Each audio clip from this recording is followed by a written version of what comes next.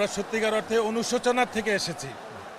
গত বেশ কিছুদিন ধরে যে ঘটনাটা ঘটছে এবং বাংলাদেশের সত্যিকার অর্থে মেরুদণ্ড দেশপ্রেমিক সেনাবাহিনী, সশস্ত্র বাহিনীকে যেভাবে নিচু করা হচ্ছে পরিকল্পিতভাবে, অবসরপ্রাপ্ত একজন অফিসার হিসেবে আমি এটা সহ্য করতে পারি নাই, বা আমরা কেউই এটা বরদাস্ত করতে পারি নাই।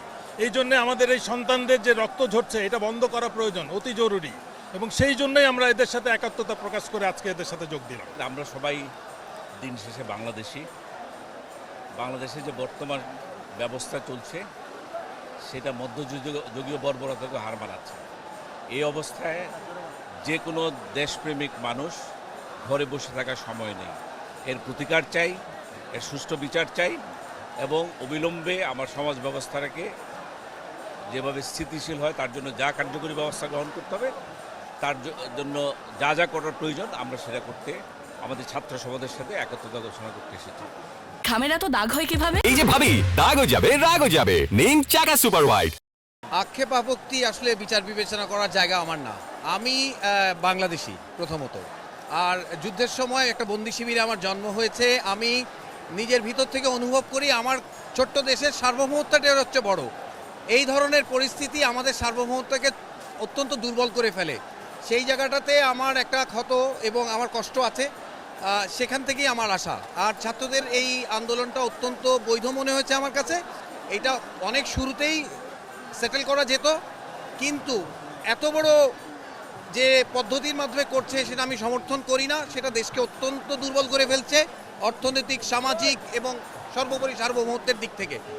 সেই জন্য আমি একাত্ম হয়ে এখানে আসছি। ধন্যবাদ। বাংলাদেশে যতগুলো প্রতিষ্ঠান আছে, army, navy, air force, police, BGB এবং অন্যান্য সরকারি প্রতিষ্ঠান, সবগুলোই এই রাষ্ট্রের প্রতিষ্ঠান। এই রাষ্ট্রের প্রতিষ্ঠানগুলোকে এই হাসিনা সরকার, হাসিনা শেখ ধ্বংস করে দিয়েছে। ভারতের সেবাদাসী সে ধ্বংস করে দিয়েছে, এবং এই 16 বছর যাবৎ যে অত্যাচার চালিয়েছে, আজকে আমরা যেটা পারিনি, আমরা বয়স্করা যেটা পারিনি, আমাদের সন্তানরা সেটা দেখিয়ে দিয়েছে। এই সন্তানরা দেশ উদ্ধারের আন্দোলনে নেমেছে। কোটা আন্দোলন থেকে এটা এখন জাতির আন্দোলনে পরিণত হয়েছে। ঘরে বসে থাকার কোনো সুযোগ নাই।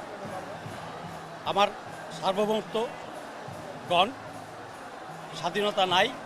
মানুষ মোবাইল চেক করা হয়, রাস্তায় কথা বলতে পারে না, তার কোনো স্বাধীনতা নাই। সরকারি কোনো প্রতিষ্ঠানে সে কোনো সেবা পায় না, কথা বললে তাকে গুম খুন করা হয়। আমার স্বাধীনতাটা তাহলে কোথায়? স্বাধীনতা কি আছে? মোটেও নাই। এই রাষ্ট্রের প্রতিষ্ঠানগুলোর দায়িত্ব রাষ্ট্র রক্ষা করা। রাষ্ট্র প্রতিষ্ঠানগুলো হচ্ছে পিলারগুলোকে ধ্বংস করে দিয়েছে গত 16 বছরে। এখন এমন একটা পর্যায়ে নিয়ে এসেছে যে পুরা ভারতীয়করণ কমপ্লিট করার পর্যায়ে। এই মুহূর্তে ছাত্র জনতা জেগে উঠেছে। ছাত্র জনতার সাথে আমরা সবাই আছি।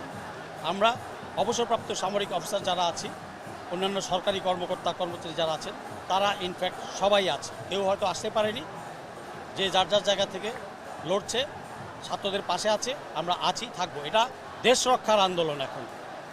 এটা এখন দেশ রক্ষার আন্দোলন। সবাইকে জেগে উঠতে হবে। আমি সবাইকে আহ্বান জানাচ্ছি, সবাই দেশ রক্ষার জন্য মাঠে আসুন। রাষ্ট্রকে আবার বিনির্মাণ করা হবে। সমৃদ্ধশালী রাষ্ট্র হিসেবে আমরা বাংলাদেশকে দেখতে চাই। আমার বিশ্বাস এই প্রজন্ম ওরা পারবে, ওদেরকে বিজয় ওদের আসবেই। আমরা আছি ওদের পাশে, ইনশাআল্লাহ। কিংবা দেশের বাচ্চাদেরকে যারা হত্যা করছে সেটা দেখার জন্য নয়, সুতরাং আমাদের এদের সাথে আসতেই হবে।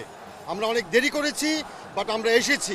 আমরা সবাইকে বোঝাতে চাচ্ছি যে দেশের একজন নাগরিক হিসেবে দেশপ্রেমের রক্ষায় যারা আমরা শপথ নিয়েছি, আমাদেরও এদের সাথে যুক্ত হওয়ার জন্য আমাদের দায়ভার আছে আমাদের মনের ভিতরে। মার্চে আমি একদম প্রথম লাইনে ছিলাম। আপনি দেখেন ছবি। আপনার বাবা 23শে মার্চে যখন ওনার বাড়ির পোর্চের উপরে লেকচার দিচ্ছিলেন, আমি সেখানে ছিলাম। আমি যুদ্ধ করেছি।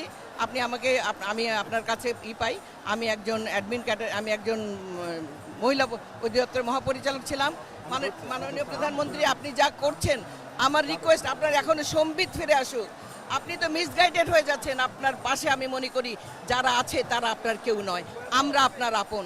আমরা চাচ্ছি আপনি আর একটাও গুলি করবেন না। মাননীয় প্রধানমন্ত্রী, আর কত গুলি, আপনার একটা পদের দাম আর কত গুলি আপনি চান আমরা দাঁড়িয়ে যাই? তাতেও যদি আমাদের কষ্ট যদি কমে যায়, তাতেও যদি জাতি মুক্তি পায়, মুক্তি পাক আপনার হাতে। আপনি কেন আপনার সম্বিত ফিরে আসুক। আপনি একদিকে আপনি করছেন, আপনি শোক শোক শোক সভায় শোক দিবসে আপনি যে মোনাজাত করছেন, আরেক দিকে আপনার আরেকদিকে সমানে সেম টাইমে আপনার গুলি চলছে। এ কি প্রহসন মাননীয় প্রধানমন্ত্রী? এই গণহত্যা করা হয়েছে এই দেশের সাধারণ ছাত্র সমাজের বিরুদ্ধে। এই গণহত্যায় আমরা কখনো সমর্থন দিতে পারি না। বাংলাদেশ সেনাবাহিনীর প্রতি আমাদের উদ্যত্ত আহ্বান, সামরিক অফিসার হিসেবে, অবসরপ্রাপ্ত সামরিক অফিসার হিসেবে আপনারা সংবিধানের পক্ষে থাকবেন না জনতার পক্ষে থাকবেন, এই সিদ্ধান্ত গ্রহণ করতে হবে। আমরা কখনো মেনে নিতে পারি না আমাদের ছাত্রদেরকে যে দেশের জনগণের টাকায় কেনা যে বন্দুক, যে গুলি, সেটা সাধারণ ছাত্র জনতার বিরুদ্ধে ব্যবহার করা হবে। এটা অন্যায়, এটা মেনে নেওয়া যায় না। সবাই বেরিয়ে আসুন, এর বিরুদ্ধে কথা বলুন। এই দেশকে করতে হবে পুনরায় স্বাধীন করতে হবে এই দেশকে।